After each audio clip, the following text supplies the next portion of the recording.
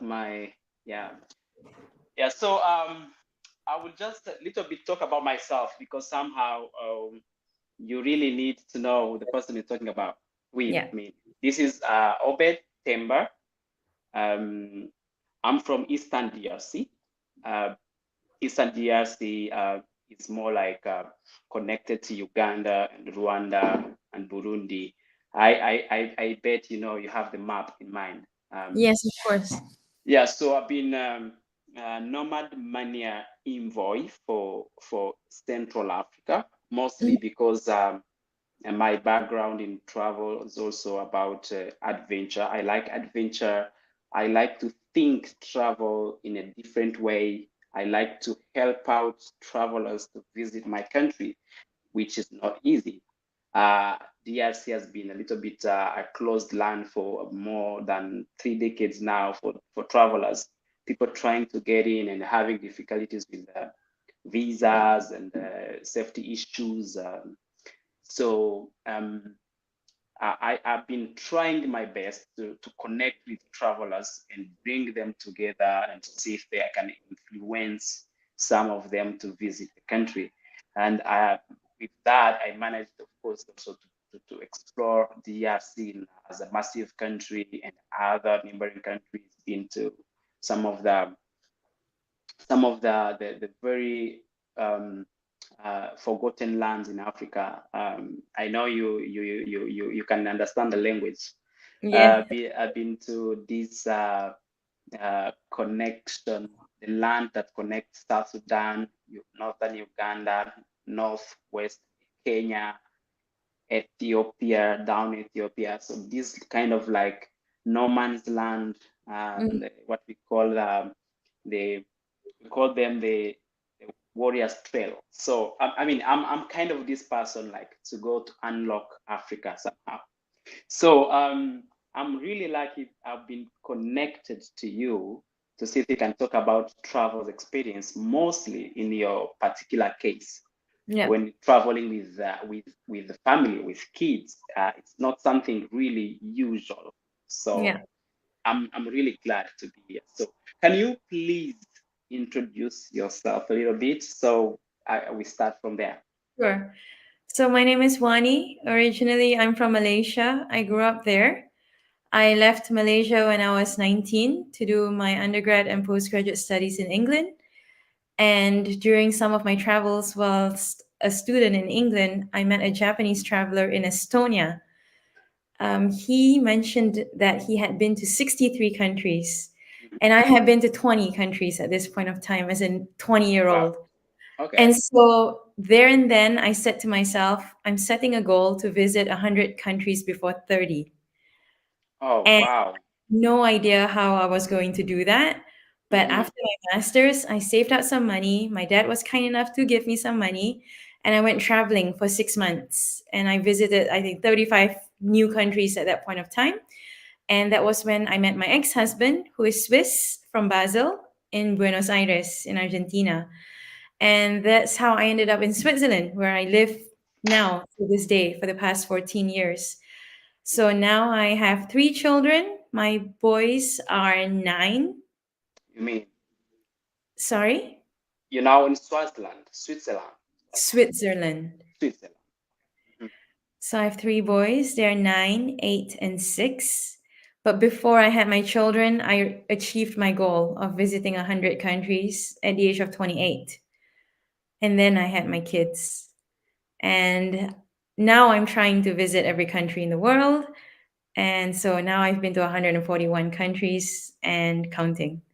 That's far. That's a long way to go. I mean, you have gone really long. 141 out Yes, of 193, isn't it? you're right. I'm Yeah. counting to 197, but yes. Oh, yes. So I see. I mean, been trying also to play that game with other travelers and see how. I mean, I know it's really a good game to play in life.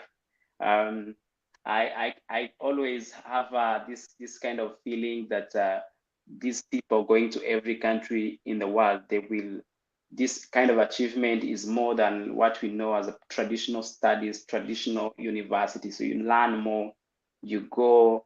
out of yourself, out of your comfort zone, and you try almost everything. So this is Exactly. really something that always I also dream to do. But yeah, Yeah. I'm still young.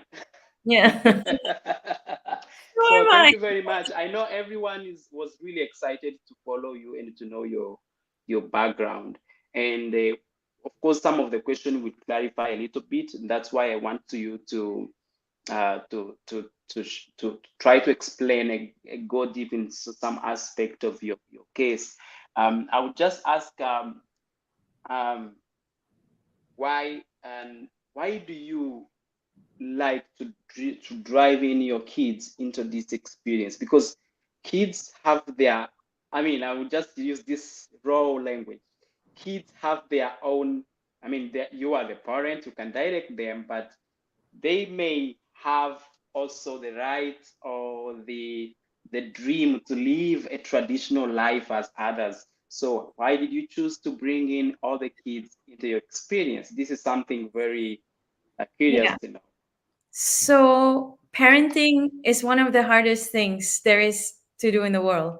I think parenting is difficult whether you're at home, whether you're 2 kilometers outside your house, or whether you're 2,000 kilometers away.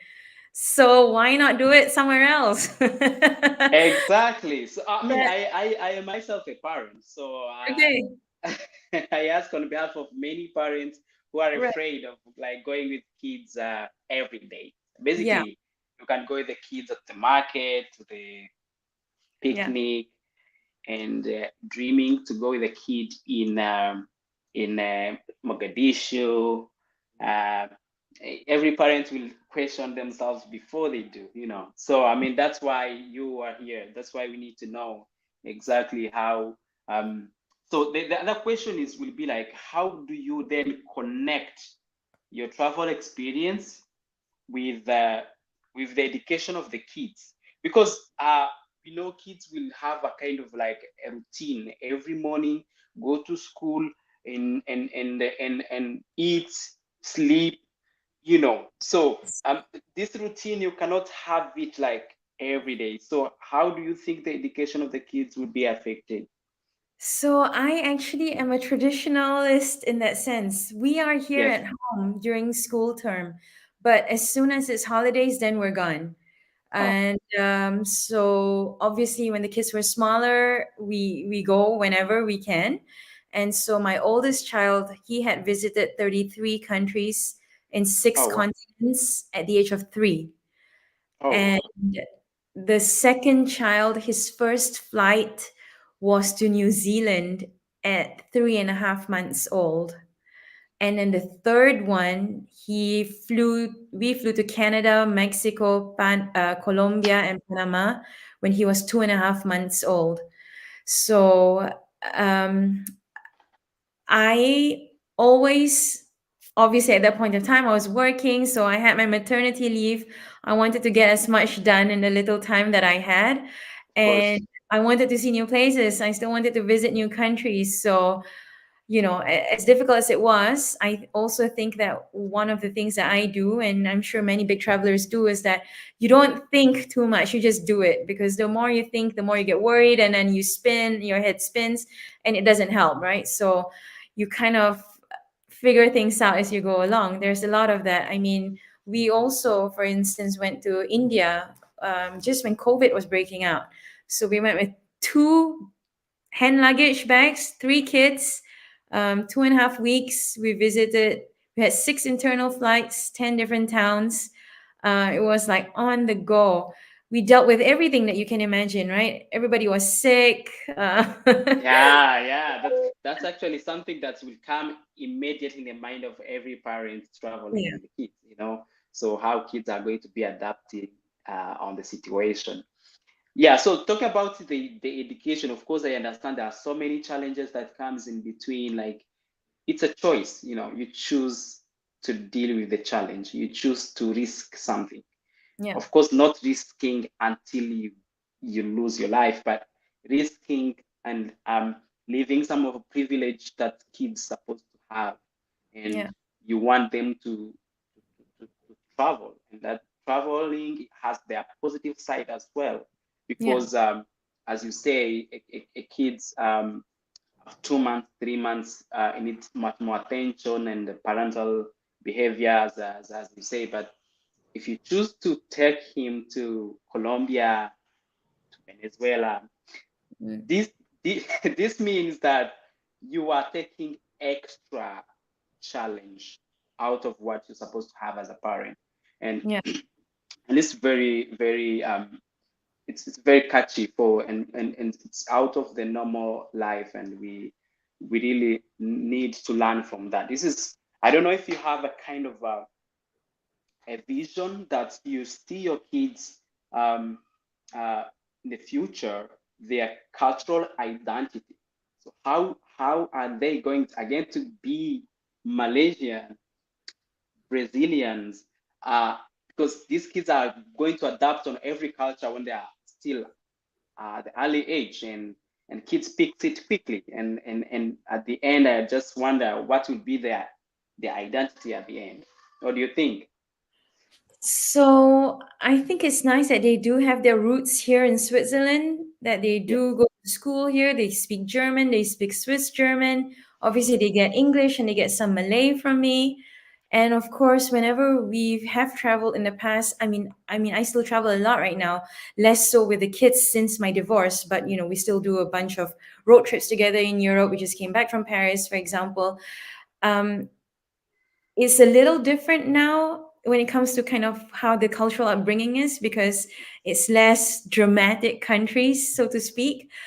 But I we always have the world map out, and I always tell them, guys, I just came back from Saudi and this is what Saudi's like. Voice, this was Venezuela. Do you know where is Venezuela? First and foremost, Mm-hmm. right? So it's a bit about just sharing and showing them pictures, telling them about different cultures, different places around the world. And I think just consistently giving them a bit of that, even though, they have their roots here, I think that also helps opens up their minds, and knowing that, it is a great big world out there, and that they shouldn't be scared of the unknown. I think that's also a big point that I try to share with the kids, because I think that's the fear of the unknown is something across the board, right? It's not just about traveling; it's about everything, and especially for us big travelers, I think this is something that we can impart on the kids, which I think would just really make them grow into great people, possibly. Yeah. We actually, I mean, you're right. We missed that kind of education, in my opinion. Most of our generation, I'm kind of like second, no, me, first generation. Um, second generation, but I'm not a kid though. So my point is, we grow up in this kind of traditional life, and something is now coming in my mind that we may have missed one of the important education pieces. Uh, the travel education at the early age is very important. This is my opinion as Mhm. Obed, uh, because a kid's having this information, this idea, it's totally quite different to what we have learned to school at 5, 7, 10 years, going to the primary school, telling you that there is a country called Saudi Arabia somewhere, and the Yeah. kid doesn't have that opportunity to touch it, to think it, to go there. You see, Hmm. so this really another level. This is a positive, high positive side of what you're doing, and I think you should really continue. And some of the other people, myself, if I had this kind of privilege, I can do it. I have 3 kids, so I'm a little bit jealous. So another question will be like, what do you think was your worst experience as a parent traveling with the kids? So at some point, I was stuck on 108 countries for 3.5 years. I had not been to any new country in 3.5 years. And then COVID happened. And so, couldn't travel again. Yeah. We did a lot of countries with the kids. So the kids got a lot of new countries, but I did not. And I was so sick of it. So I was on the first flight outside that left Europe during COVID, Mm-hmm. Costa Rica. So I flew Basel, Amsterdam, Costa Rica. And from Costa Rica, I went overland to Nicaragua alone with 3 kids. Wow. And it was the hardest thing I've ever done. So we stayed Oh, in the jungle. The oh, So we stayed. The idea was we put ourselves in this Nika World School. So on paper, it was good because every morning we would have Spanish lessons, yoga lessons. Every afternoon there are different excursions. We visit different things and places. But the reality was you're dealing with a 9-hour time difference. You are in mm, the jungles of Nicaragua. It is mm. very hot and humid. There are a million mosquitoes. There Maybe a is billions, maybe a billions. I know. like there Yes. is no air conditioning. Hmm. The fan that is there does not work because there's always power outage. Yeah, yeah, yeah, yeah. So the Obviously. fan doesn't work, obviously Wi-Fi doesn't work. And so suddenly you are just left with absolutely nothing and we are sick. And kids are kids. The boys were 6, 4, and 3 in the middle of the Mm. jungle. It's hot. There's nothing to do. And so it gets bad very, very quickly. And Yeah. on day 10, and we were sleeping, like I was sleeping 5 hours maximum every night. I couldn't get more sleep because jet lag, a mix of everything. Yeah. Food was difficult just because small kids are difficult, new food and so on. And so day 10, the boys broke down and cried and they said, we want to go back to Basel. I said, we cannot go back to Basel because that overland crossing that we did is the highest drug traffic um, crossing in the world. And Yeah. I didn't want to do that again. And we could not fly out of Managua because all flights were via the US and the US was still closed because of COVID. So I said, okay, so I paid to stay here for a month. I said, I can get us out of here. And I found us an Airbnb up in the hills. But the problem is staying up there now is good because it's a house, there's a TV, there's air conditioning. It was great. But we were completely alone. Whenever I wanted to eat, I had to order delivery. It's an expat community, so I had to pay like Yeah. almost US prices. And it's like I would show them pictures. Which one? What do you want to eat? And you know what it's like with kids. They point something, and then you have the food there, and they don't eat it anyway. So then Mm, I packed them into the back of a taxi. And of course, no taxis have air conditioning. So, it's just hot, hot, hot with a bit of air yeah. outside. And we go to a pizzeria in town and it's just hot. It's just hot. And then at some point, I myself, I'm thinking, like, what am I going to eat? And I'm thinking, I want to eat salad. I was like craving for just vegetables. Yeah. And like, where do I get salad? I mean, this is Nicaragua, right? So you cannot just pop to a grocery store and buy a bag of salad. So of course, I leave the boys in the back of the car in this hot sun, and I run into the market and I'm buying a carrot, a lettuce, a cucumber, and I'm like, how do I eat this salad? I need salad sauce. So I go back to the American specialty store, which is also where I had to buy Nutella, the chocolate spread. I And see. one tiny jar of Nutella out there costs 850 US dollars. And the boys, this is all they eat, right? Bread with Nutella. But Yeah. what about the bread? The panaderia in Nicaragua, they only for some reason they sold baguettes. And my 3-year-old goes, Mama, I don't want to eat the skin. You try and cut of the baguette. What are you left with? Nothing. So then I am searching for toast bread, which is also not common. And so, you're dealing with the basics, right? The Yeah, yeah, common yeah. See, basics. yes. As an adult, you can understand. Like for kids, it's really. I mean, it's so traumatic to be with kids in this kind of condition. Yeah, it's the hardest thing I I've done. yeah. Next, I get next, you. next to traveling to West Africa. So, so learning from that experience, I said to myself, okay, you want to get a new country, go, but like don't stay in the middle of the jungle. Like go and stay somewhere nicer in a good hotel with air conditioning. So in October I booked to go to Cabo Verde Yeah. in Africa. But the problem here was, again, I was alone with 3 kids. It's still COVID, and it was a night flight going and a night flight coming back. And when I'm alone with three kids, we cannot sit together because there's not enough oxygen or whatever.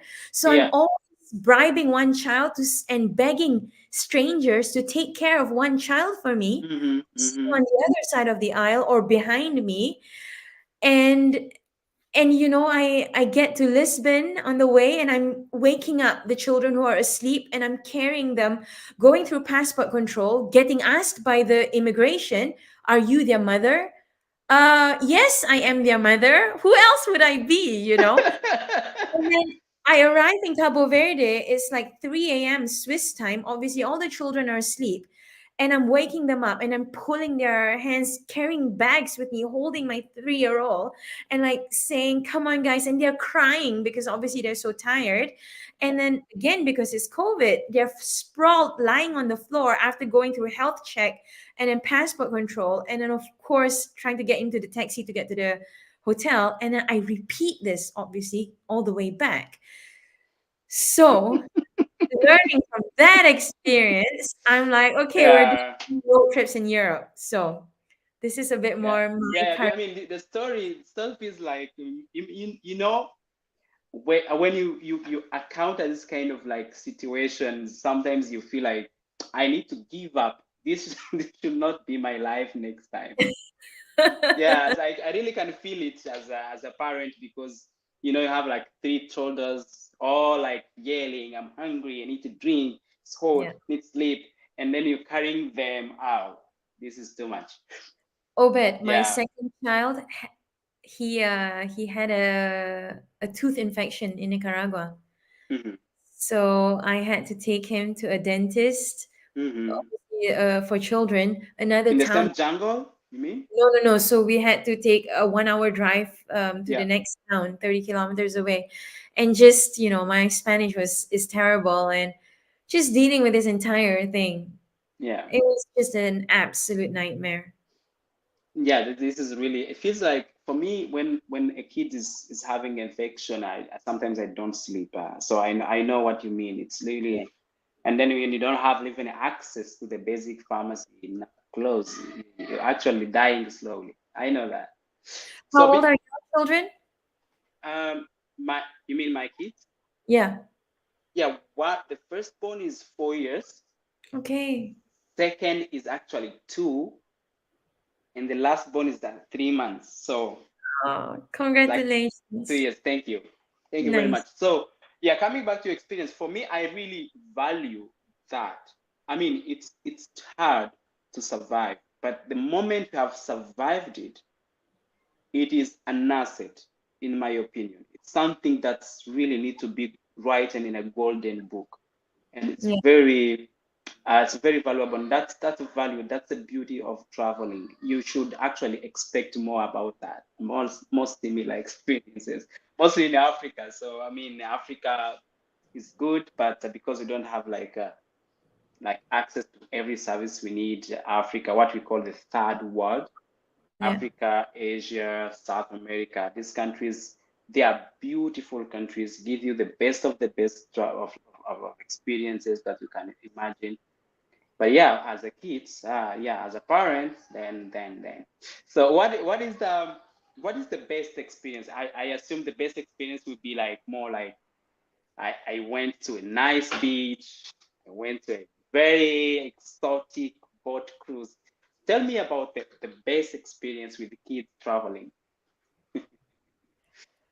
Oh, Quite that's it. tricky, yeah? That is very tricky. I think lately with the kids, I'm trying to do slower travels where we stay in one place for a week type of thing. We're Yeah. also doing more, I mean, for example, obviously the mountains in Switzerland. We're doing lots and lots of hiking in new areas. So those are the kinds of traveling that I'm enjoying with them at the moment. But also we've been going to Paris quite a bit, and Paris is the biggest, closest city to us, and it's nice to see how they are in this new environment. I have a child crawling around here. By the way, come over here, Kian. Come over here. Come and sit with me. Come here. What's his name? This is Hi. this is Hello. Kian. Kian, say hello. Hey, Hello. you my role model, though. Hey, boy. Hi.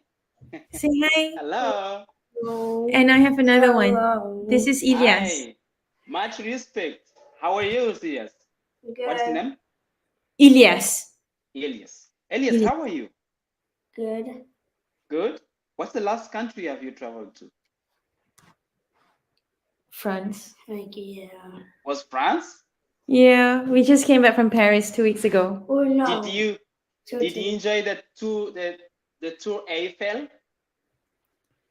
Yeah, we went up to the Eiffel Tower for your birthday in February.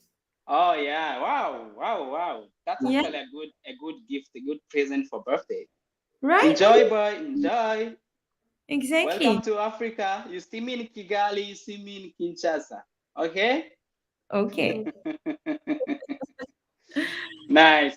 So, I mean, I really like the family. This is really beautiful. They seem to be more relaxed now. They are really good. Yeah. Yeah, I like the boy in your hand as well. thank you. So Ilyas has now been to 38 countries.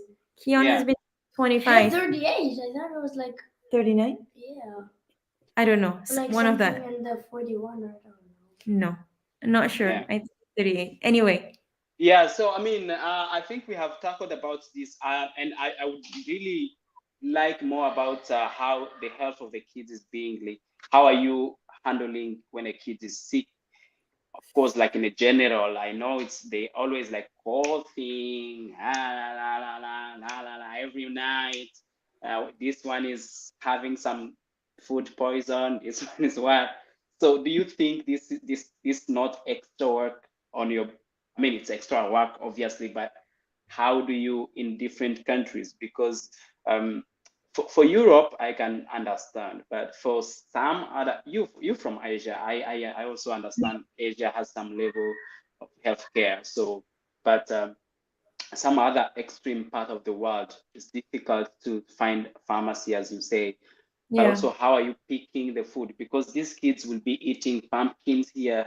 When they reach China, they eat something else. Yeah. So, I mean, are they adapting, or do you have kind of a I mean, discipline? I can tell you the first few days in India, actually, when we went, the kids were all sick and they Oh, wanted comfort food. And for them, comfort food and the food that they love is sushi. And oh, so, can you imagine in Jaipur, we were yeah, looking for a Japanese restaurant. We went to five different restaurants that said they have sushi, and I assure you, all five did not have sushi. So in the end, we gave up and we said, "Oh my God, the closest thing that they know and it's like comfort food is McDonald's." So we were in India and we were just eating. I mean, we kept going to McDonald's until they felt a bit better after like maybe day three, day four, and then we yeah, started eating local food. And then so that went really, really well. The boys loved eating butter chicken with rice, with naan every day. And like mm, they said, I want to move to India. I want to live here because, this is like my favorite food. And that was really yeah, nice to see. Except that until when we got to Udaipur, and then one by one, in 24 hours, each one of us just fell and we got food poisoning. And yeah, of course, that was really hard. We had one sort of very slow day where each person was just recuperating. And I was so, so sick at that point as well when we were trying to get a flight from Delhi to Varanasi. And Elias was 7, I guess. And I yeah. asked if I could lie on his lap in the plane because I couldn't even sit up. That was how weak I was. And Yes. you try, you just make do. And yeah, it was still a Yeah, great yeah, I'm just asking the question, but I know the outcome of it. It's really hard to deal with that. I was complete. just wondering if there is just kind of like, there are people traveling with food, so I I was like maybe thinking it's something like that. But yeah, everything is a lesson, but it's hard on you. That's also something really to notice. Yeah, it's a lesson, but it's hard. I mean, I remember this kid in Varanasi because we were very scared of what we were eating by that point of time. So we were like, okay, be very careful. And so I remember we probably went to KFC or something. And then in the middle of the restaurant, he projectile vomited over the table. And like I had no extra clothes for him, and so we raced back to the hotel. And on the way to the hotel, there was a sadhu on the side of the street who spat, and the spit hit my face and my hair. I mean, I was covered in vomit, in spit, just Yeah, I get it. I get it. So, I mean, it's normal. Like, that's the reaction of the body, actually, when you give it the thing they don't like. And when you're talking about 140 something countries, this is not even for adults easy. For myself, it's not easy. yeah, I it's I not cannot eat any food in Japan, to be honest. So really. I'll still try to find basic rice, Yeah, chips, and what. yeah, Yeah. So I mean, it's very important to really have this kind of aspect and information for people who are afraid to travel with the kids, because I know many parents out there would love to go show the kids out there, traveling is a passion, traveling is life. So hmm if you drag in your family and you're having a lot of responsibilities, but I think it's a good thing for the family as well to travel. So yeah. I mean, that's an opinion from a traveler. Um, I would love you to point out. I mean, there's this trending topic that are out there currently. We are talking about climate change, human trafficking, blah blah blah blah. So this kind of concerns in the world. Have you ever encountered any kind of incident where people think you are trafficking the kids? I mean, or either way, let's just flip the question. I would like you point that, but quickly also jump on something like climate change, because you talk about Nicaragua, where you were like overwhelmed by the heat.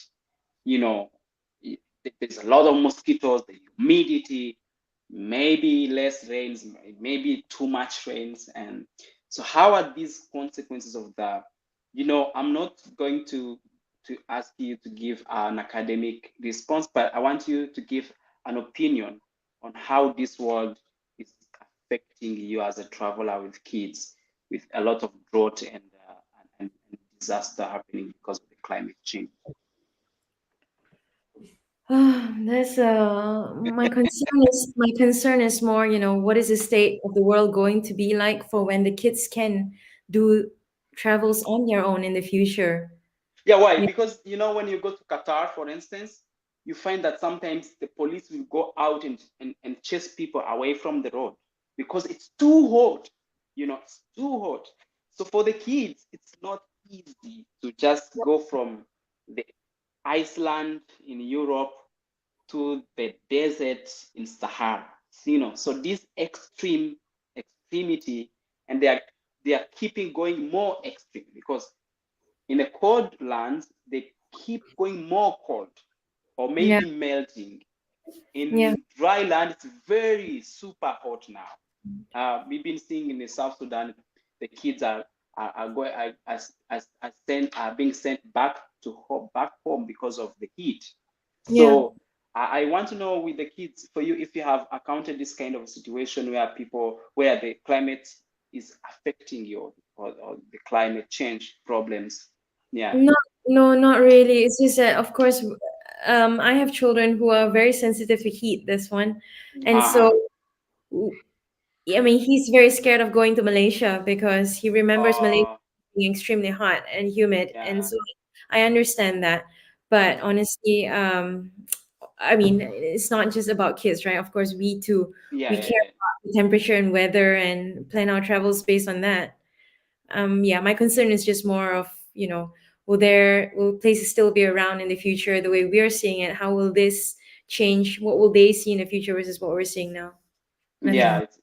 it's actually, for me, it's more like we're having a chance to travel, but we seem to be the last one to have the chance, because we have these problems happening in the world where people are facing different challenges linked to the climate, and Yeah. and and and yeah. So let's just jump that, because it's kind of like a question that I wanted to raise in between, because we may be able to just adapt and and resist something, but a kid is not really able to resist maybe extreme heat or extreme cold. So anyway, yeah. Do you have a kind of just two questions more, like to finish? Do you have a kind of a routine in your life that you have stayed? Okay, morning I will do this. Even if you are traveling, we have to be here today. We have to eat. We have to like, because when you're traveling, it's difficult to adapt on a kind of like Yeah, timetable. yeah, So no, we how don't. do you deal with that? Because the kids will need to eat on time. Even you maybe, but more Yeah. like, yes. I I think all parents know this. You just pack snacks. You always have snacks. And otherwise, you know, there's also something about just telling the kids the day before what we're doing the next day so they're Uh-huh, prepared for it. uh-huh, And also during the day you keep telling them what's happening next. mhm. Just be aware of what your kids are like, especially with eating situation. As you said, the more prepared you are, the better you can deal with things as they come. But Oh, otherwise, very flexible. yeah, because this is something that's I was like wondering, maybe you have set another discipline different to the traditional life. No, So when we want to eat, we need like at 12 the driver has to be ready, take us to the restaurant. If doesn't happen, then no. so do you miss that kind of life where you are at home, like doing duties, taking care of the kids, sleeping, slow life? Do you miss that life? Oh, but we are at home. We do have a traditional life, Yeah. as I said. So no, because it is our life. We do Hmm. have routines when we're at So home. so I mean you have already adapted in mixing traveling experience and Yes, staying at home. yes, yes. So Very. just before to the last question, can you just say a word to some people who would like to travel like you but hesitating? Can you just give it a goal, or yeah, Yeah. please say something. Don't be afraid. It is possible. There are a lot of people doing it out there. If they can do it, you can do it too. If I can do it, you can do it too. It's just a matter of trying Yes. and just do not fear. It is possible. Just read up, do as much preparation as possible, and then just go do it. Keep doing little things. The more you do, the more you know what is possible, and you just keep pushing the boundaries, and then you can do whatever it is that you think you would like to. It is possible. Wow. Yeah, I think for many of us, we really learn more about that. Yeah. And I can still I can say that I have some ideas on how to start also the challenge. Yeah. Great. So yeah, no, for NomadMania, I mean, do you think the platform is helping you somehow to adjust your journeys and pushing forward the platform? So actually, for me, Nomad Mania is still very new to me. Couch surfing is also very new to me, and I'm Mm. actually learning a lot through couch surfing right now. I've never been on it until September last year, and so actually, I need to do more on Nomad Mania.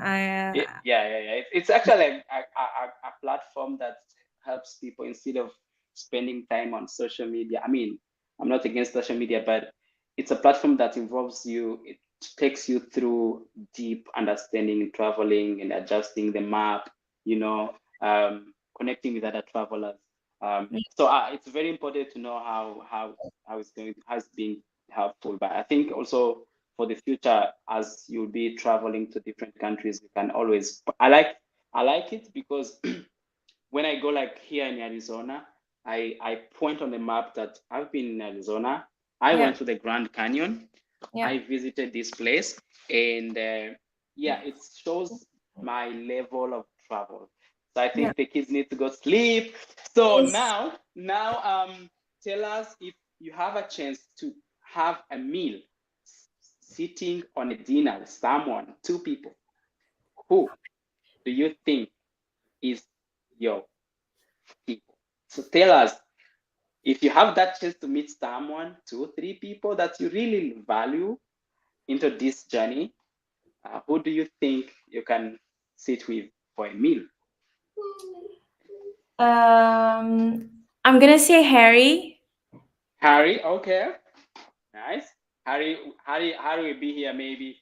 He will be watching this interview. Harry, yes. And I don't know who's the second person. It would have to be one of the women who have done all the countries. Can be, yeah. So Yeah, I know quite some, but I would love you to point some. But anyway, Harry will be really notified about it. So very it's really, I mean, it's really something really nice that Harry is being recognized here. yeah. Okay. Anyway, so I will leave you Thank you for and having me.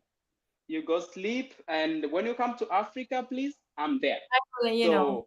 So I'm able to help. I've been helping travelers for more than 10 years. All right. And yeah. We'll So Google. Don't worry. yeah. So tell me, just mostly Burundi, Rwanda, Congo. Yeah. Tell me. Yes. Okay. Thank you. Yeah. Bye, Fanny. Bye, Bye. babies. Go sleep. Bye. Have a Good nice night. sleep. Thank you, Oris. Bye.